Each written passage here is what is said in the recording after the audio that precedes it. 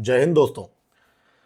Donald Trump ने Iran की nuclear facilities पे जब हमला किया उसके तुरंत बाद मेन स्ट्रीम मीडिया में अब बातें उठ चुकी हैं, जो deep state influenced western main stream media के भाई ईरान ने यूरेनियम तो पहले ही निकाल लिए थे ये न्यूक्लियर प्लांट से। इससे जुड़े हुए बहुत बड़े बड़े खुलासे हुए हैं पिछले 2 दिनों के अंदर। बहुत सारे अपडेट्स हैं आज के वीडियो में।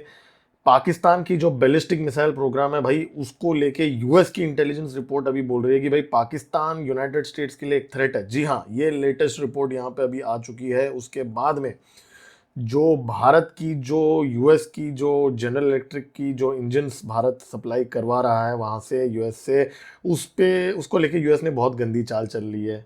इसके ऊपर भी आज हम बात करेंगे। और कुछ बड़े डेवलपमेंट्स हुए हैं भारत के डिफेंस एक्विजिशन को लेके। एससीओ समिट के बारे में तो मैंने मेरे पिछले वीडियो में बता दिया था, लेकिन अब उसमें मैंने ये बताया था कि भाई कैसे चाइना और पाकिस्तान के बीच में दरार आ चुकी है, उसी तरह अब पाकिस्तान और यूएस के बीच में नया दरार क्या आया है उसके बारे में भी हम बात करेंगे। मेरा नाम है गिरीश और आप देख रहे हैं जियो पॉलिटिक्स। चलिए स्टार्ट करते हैं। वेस्टर्न मेन स्ट्रीम मीडिया जो डीप स्टेट से इन्फ्लुएंस्ड है, उसने भारत को बहुत चोट पहुंचाने की कोशिश की थी ऑपरेशन सिंदूर के टाइम पे, जब भारत ने 10 से ज़्यादा टेरर कैंप्स पे अटैक करके, 20 से ज़्यादा एयरबेसेस पे अटैक करके, पाकिस्तान के न्यूक्लियर साइट्स पे अटैक करने के बाद, पूरी तरीके से पाकिस्तान को ध्वस्त करने के बाद western main stream media busy था। एक रफेल मारा कि 2 रफेल मारा, उसके अंदर घुस के बैठा हुआ था। अब वही स्वाद डोनाल्ड ट्रंप को भी चखने को मिल रहा है, उसी की डीप स्टेट की मीडिया के द्वारा। डोनाल्ड ट्रंप बहुत खुश था ना उस टाइम पे। अब डोनाल्ड ट्रंप को वही क्वेश्चंस पूछे जा रहे हैं उसकी ही मीडिया के द्वारा, और डोनाल्ड ट्रंप पूरी तरीके से भड़क चुका है।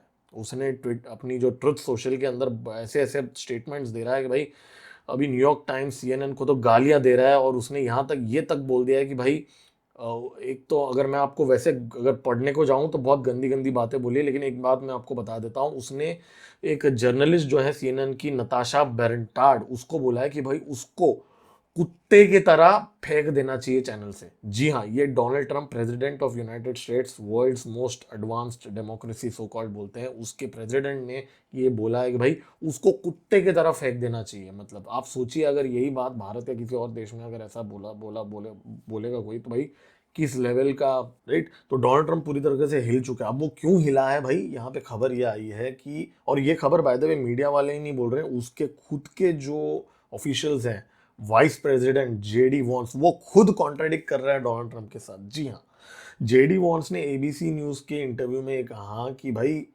400 पाउंड, मतलब लगभग 900 किलोग्राम के वर्थ का यूरेनियम जो है, ठीक है, वो मिसिंग है ईरान से। जी हाँ, मिसिंग है। और ये जो यूरेनियम है, माना जा रहा है कि फर्दो जो है, जिस फैसिलिटी पे बी 2 बॉम्बर्स ने अटैक किए थे, वैसे बी 2 बॉम्बर्स ने, एक क्विक रिकैप दे देता हूँ, फर्दो, इस्फहान और नतान्स, ये तीनों मिलिट्री न्यूक्लियर फैसिलिटीज पे अटैक किया था।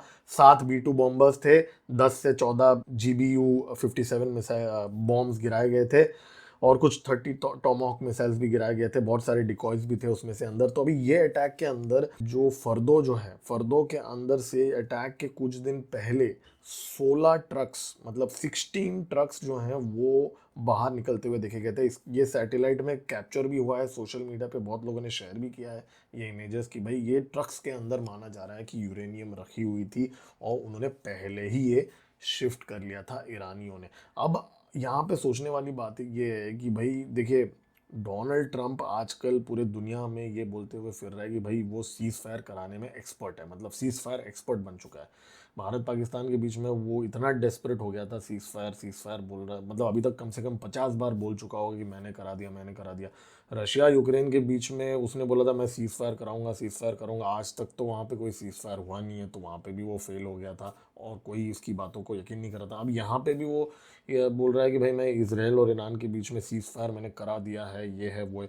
तो क्या डोनाल्ड ट्रंप ने यहाँ पे ईरान को एक ऑफ रैंप दे दिया कि भाई अभी के लिए ना एक काम करो, तुम अपनी जो यूरेनियम है ना उसको लेके कहीं और चले जाओ, मैं तुम्हारा न्यूक्लियर साइट को फोड़ दूंगा, और अपने पब्लिक को मैं ये बोल दूंगा कि भाई मैंने मार दिया तुमको, ठीक है।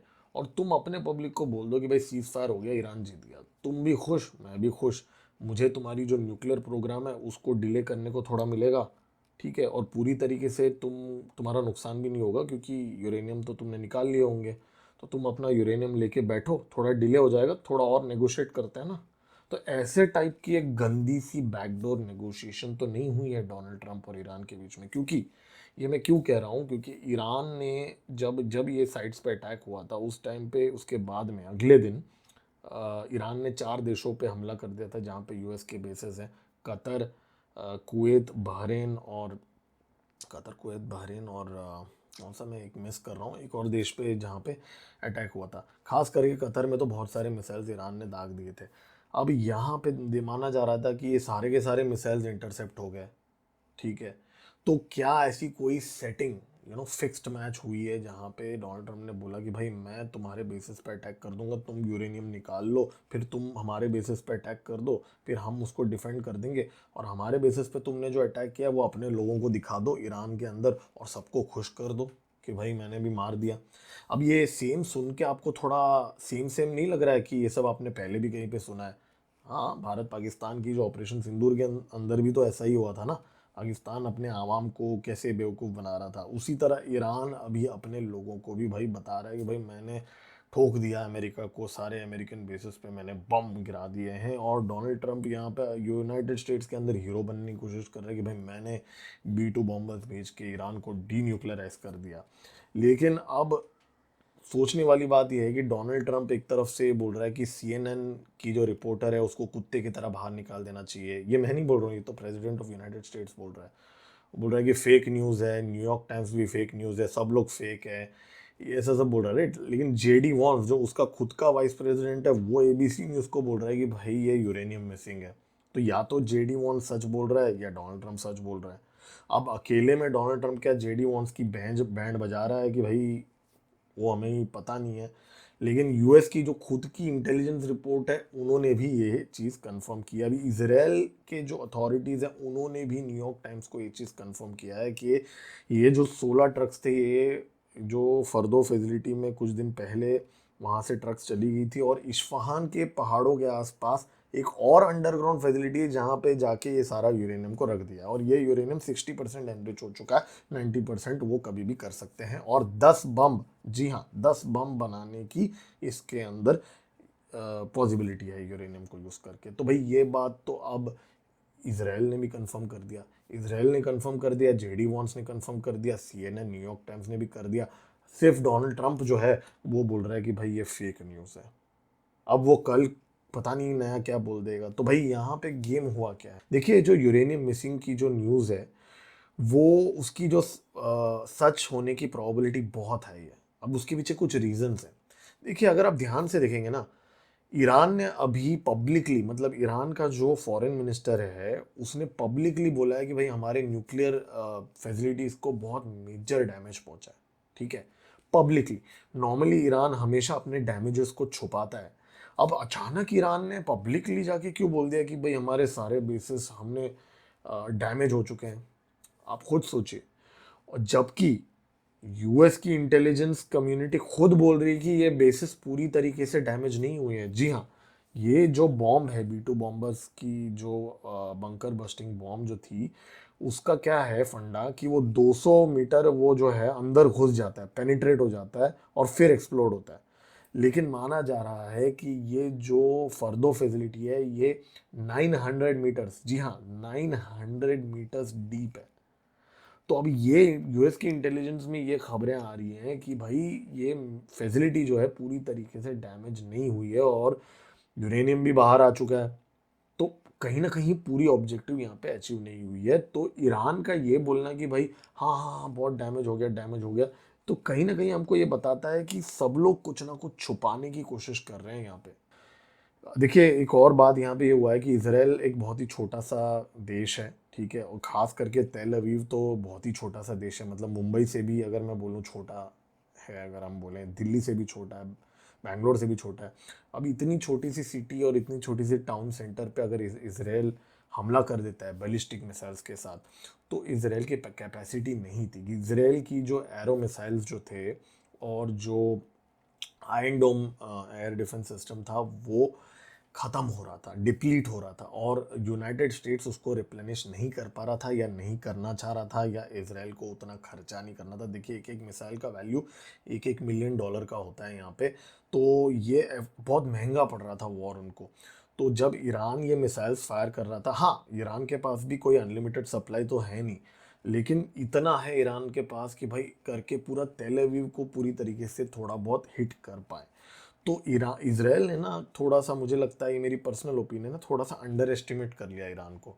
हाँ, माना इजराइल ने बहुत ही मास्टर स्ट्रोक कर लिया, स्टार्टिंग में सारे लीडरशिप को उड़ा दिया और उनके एयर डिफेंस सिस्टम्स को उड़ा दिए, मतलब टोटल डोमिनेशन कर लिया, मैं मानता हूँ ये बात। लेकिन वो क्या होता है ना कि ईरान बहुत बड़ा देश है, इसराइल बहुत छोटा देश है। अब ये जोग्राफी की बात कर रहा हूँ, अब जोग्राफी को आप हटा नहीं सकते ना इस कॉन्वर्जेशन से। तो ईरान के लिए बहुत आसान है, सारे मिसाइल्स अगर वो एक छोटे से लैंड मास में डाल देगा, अगर 20% भी लग जाता है तो पूरे बिल्डिंग्स तबाह हो जाएंगे इसराइल के, बराबर। और ईरान तो बहुत बड़ा देश है, तो भाई ये एडवांटेज ईरान को है आज भी। तो इसलिए डोनाल्ड ट्रंप और इसराइल दोनों को ही थोड़ा सा ये वॉर को टेम्परेरीली रोकना था, इसलिए ये सारी चीज़ें यहाँ पे हुई है। अब ये यूरेनियम को वापस हिट करेगा क्या यूनाइटेड स्टेट्स, वापस इस्फहान के अंदर हिट करेगा कि नहीं, पॉसिबिलिटी पूरी है, क्योंकि इसराइल चुप नहीं बैठने वाला, इसराइल डेफिनेटली कुछ करने वाला है, ऐसा मुझे पर्सनली लगता है। अब यहाँ पे एक और बड़ी खबर आई है, यूएस की जो इंटेलिजेंस एजेंसीज हैं उन्होंने एक रिपोर्ट पब्लिश किया है, उन्होंने ये बोला है कि भाई पाकिस्तान जो है, देखिए सबसे पहले मैं एक बात बता देता हूँ, पाकिस्तान की जो थ्रेट है ना वो सिर्फ भारत ही थ्रेट है, राइट, ऐसा वो बोलता है। तो पाकिस्तान के पास जितने भी मिसाइल्स वगैरह हैं, शाहीन वगैरह जो भी है, उन सब के जो रेंज है ना, असलियत में अगर हम देखा जाएगा तो सिर्फ भारत तक अगर पहुंचेगा तो उनके लिए वो काफ़ी होना चाहिए, राइट, एक देश के लिए। तो पाकिस्तान को 5,000 किलोमीटर और 10,000 किलोमीटर के रेंज की मिसाइल, बैलिस्टिक मिसाइल डेवलप करने की क्या रिक्वायरमेंट होगी। तो वही बात ये यूएस की जो इंटेलिजेंस एजेंसी की रिपोर्ट आ चुकी है, जो फॉरेन अफेयर्स नाम के मैगजीन में पब्लिश हो चुकी है, वो ये बोल रहे हैं कि भाई पाकिस्तान को ज़रूरत क्या है 5 से 10,000 किलोमीटर वाली बैलिस्टिक मिसाइल को डेवलप करने के लिए। तो ये रिपोर्ट के अनुसार Pakistan nuclear capable ballistic missile develop कर रहा है, और ये यूनाइटेड स्टेट्स, ध्यान से सुनिए, यूनाइटेड स्टेट्स के लिए खतरा है। अब देखिए, बैलिस्टिक मिसाइल्स जो है ना वो बहुत कम देशों के पास है पूरे दुनिया में, मतलब अगर हम देखेंगे, भारत के पास है, रशिया, चाइना, नॉर्थ कोरिया, ये और यूनाइटेड स्टेट्स ऑब्वियसली, इन सारे देशों का एक स्ट्रेटेजिक पर्पस है बैलिस्टिक मिसाइल प्रोग्राम का।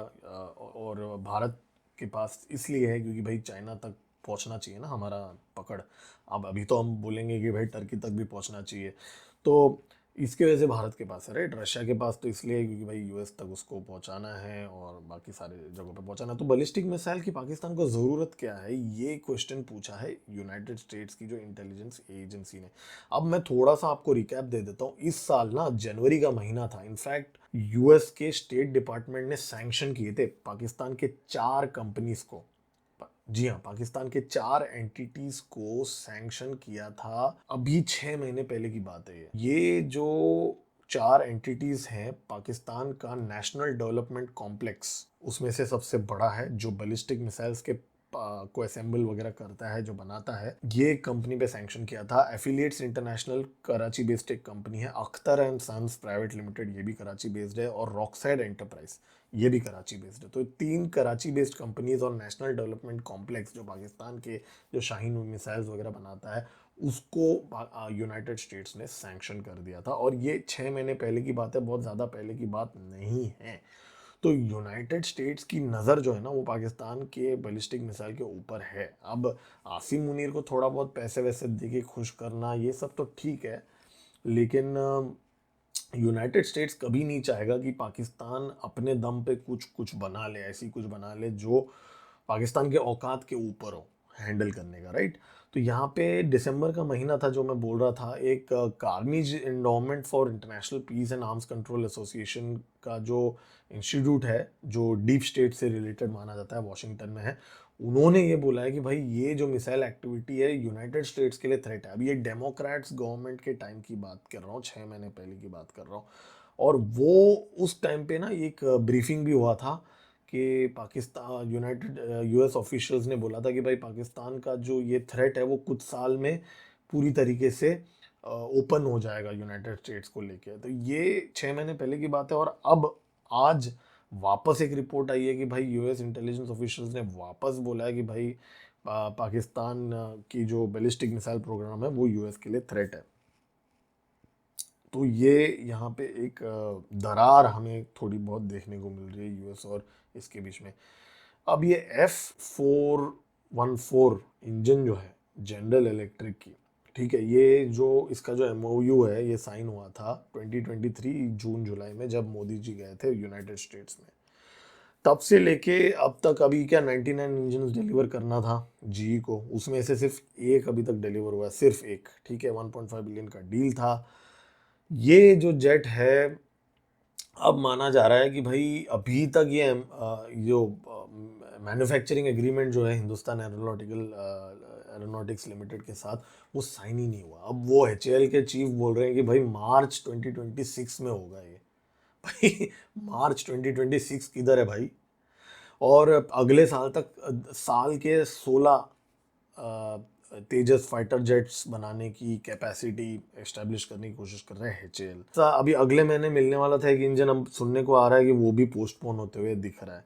80% टेक्नोलॉजी ट्रांसफ़र नाम के लिए तो है यहाँ पे, लेकिन वो मान नहीं रहे हैं। क्लॉजेस जो है मैन्युफैक्चरिंग में बहुत सारे क्लॉजेस होते हैं, बड़े बड़े एग्रीमेंट्स होते हैं 100 पेज के, तो उसके अंदर जो टेक्नोलॉजी ट्रांसफ़र रिलेटेड क्लॉजेस के अंदर नेगोशिएशंस में प्रॉब्लम्स हो रहे हैं रिपोर्ट्स के अनुसार। इसके वजह से ये डील साइन नहीं हो रहा है। आई मीन पर्सनली दोस्तों, मैं सब बोलना नहीं चाहिए, लेकिन मैं सरप्राइज नहीं होऊंगा कि अगर ये डील फॉल थ्रू भी हो जाए। जी हाँ, आप लोगों को थोड़ा बुरा लग सकता है, लेकिन मैं ऑनेस्टली सरप्राइज नहीं होऊंगा, क्योंकि यूनाइटेड स्टेट्स को अगर ये डील करना होता था तो अभी तक वो कर लेता। वो बहाने दे रहा है।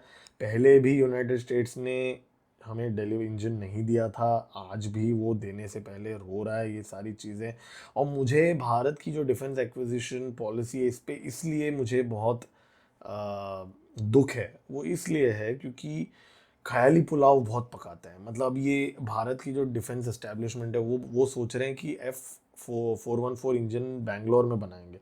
बैंगलोर में उन्होंने ज़मीन भी लेके रख ली है, एचएएल ने ज़मीन भी खरीद ली है, ठीक है, मतलब अलॉट कर दिया है गवर्नमेंट ने एचएएल को। अब वो ज़मीन के ऊपर बिल्डिंग नहीं बना रहे हैं, क्योंकि भाई जब तक ये एग्रीमेंट साइन नहीं होता तब तक वो बिल्डिंग क्यों बनाएंगे इंजन मैन्युफैक्चरिंग के लिए? तो अब आप सोचिए, मतलब हमने यहाँ पे पूरा माहौल बना के रख दिया और यहाँ पे एग्रीमेंट साइन नहीं हो रहा। और हमारा ख्याली पुलाव जो मैं बोल रहा था ना, 400 इंजन, मतलब भारत सरकार का 400 F414 का प्लान है।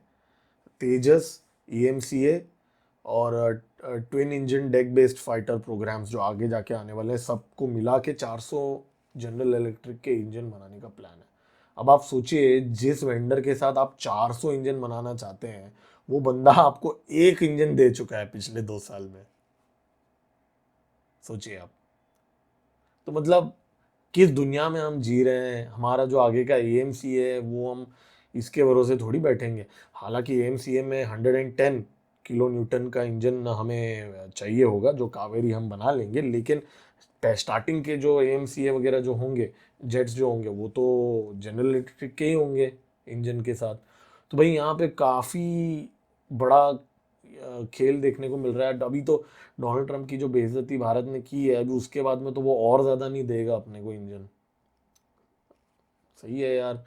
मतलब मुझे लगता है साफरन और रोल्स रॉय, ये दो कंपनी से भारत को ले लेना चाहिए इंजन, ठीक है। रोल्स रॉय का अभी एक और देश में भी पंगा चल रहा है, वहाँ पे वो दे रहा है अपना इंजन, जनरल इलेक्ट्रिक के साथ compete कर रहा है दूसरे देश में भी। तो यहाँ पे भारत को थोड़ा सा रिकंसिडर करना चाहिए। एक छोटा सा न्यूज़ है, लेकिन बहुत बढ़िया न्यूज़ है, आप लोग का दिल खुश हो जाएगा ये न्यूज़ सुन के। एक भारत ना एक सबसोनिक क्रूज मिसाइल बना रहा है, जिसके अंदर फ्लेयर्स होंगे। जी हाँ, अब फ्लेयर्स आपने जेट के अंदर तो सुने होंगे, हेलीकॉप्टर के अंदर सुने होंगे, लेकिन मिसाइल के अंदर फ्लेयर्स भारत पहली बार कर रहा है। पूरे दुनिया में भारत पहला देश होगा जिसके मिसाइल के अंदर फ्लेयर्स होगा। ये एक सब सोनिक क्रूज मिसाइल होगा जिसकी रेंज, दिल थाम के सुनिए, 1500 किलोमीटर्स की रेंज होगी इसकी। और man portable air defence systems, man pad जो होते हैं, उससे जो उनके अंदर जो रॉकेट्स और उनके अंदर जो मिसाइल्स होती है उससे इवेड होगा ये मिसाइल। मतलब आप सोचिए भारत अलग लेवल पे यहाँ पे जा रहा है, डीआरडीओ बना रहा है इसको। ये बहुत छोटा सा बाइट दे दूंगा मैं, ये एक न्यूज़ पोर्टल में है, idrw.org करके एक न्यूज़ पोर्टल है, वहाँ पे आप जाके देख सकते हैं डिटेल्स इसके बारे में। और दोस्तों ये जो ब्रिटिश F-35B जो है फाइटर एयरक्राफ्ट जो है, जो तिरुवनंतपुरम में केरला के अंदर पिछले 10 दिन से खड़ी है एयरपोर्ट के अंदर, उसके बारे में एक छोटा सा मैं अपडेट दे देता हूँ। देखिए ये जो F-35 जो है ये बी वेरिएंट है, ठीक है, मतलब एयरक्राफ्ट कैरियर से लिफ्ट होती है।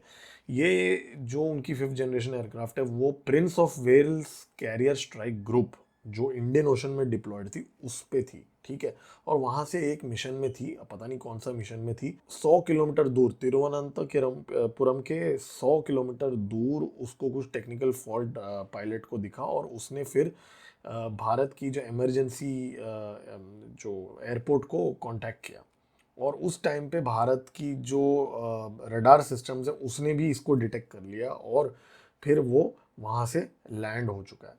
अब ये 10 दिन हो गया। अब ये 10 दिन के अंदर जब ये पहले दिन जब ये लैंड हुआ था उस टाइम पे ये जो ब्रिटिश एयरक्राफ्ट कैरियर है उसमें से एक हेलीकॉप्टर आया था, ठीक है। उस हेलीकॉप्टर में माना जा रहा है कि 5 से 10 टेक्नीशियंस थे और वो टेक्नीशियंस आके उन्होंने F-35 को रिपेयर करने की कोशिश की। उस टाइम की बात है, ये 8 दिन पहले की बात है। और उन्होंने पूरी तरीके से रिपेयर करने की कोशिश की और फिर भी वो रिपेयर नहीं हुआ। फिर उसके बाद में अब माना जा रहा है कि जो ब्रिटिश हाई कमीशन जो है दिल्ली में, उन्होंने थैंक यू बोला है भारत के गवर्नमेंट को। और फिर अब वो बोल रहे हैं कि भाई एक और टीम को वो भेजने वाले हैं जो इसको रिपेयर यहीं पे करने वाले हैं, मतलब एयरलिफ्ट नहीं करेंगे, बेइज्जती हो जाएगी यूएस की लॉकहीड मार्टिन की। अ, तो अभी इतने में क्या हुआ कि भारत ने ऑफर किया था ब्रिटिश गवर्नमेंट को कि भाई आपका जो इतना महंगा जहाज़ है, $110 मिलियन का जो जहाज़ है, वो ऐसी बारिश में ख़राब हो रहा है यार, उससे अच्छा हम थोड़ा अंदर ले लेते हैं ना, हैंगर के अंदर डाल देते हैं, आराम से रखेंगे हम। हम्म? अच्छे से मस्त हम कपड़े से साफ भी करेंगे उसको। तो ये ऑफर दिया था इंडियन गवर्नमेंट ने, तो जिसको रिजेक्ट कर दिया ब्रिटिश गवर्नमेंट ने। अब ब्रिटिश गवर्नमेंट ने इसलिए रिजेक्ट किया क्योंकि भाई अभी तो ये एयरपोर्ट के अंदर इस समय ओपन में है, मतलब खुले में है, मतलब सैटेलाइट इमेजरी से ब्रिटिश या और नेटो फोर्सेस इसको मॉनिटर कर सकते हैं।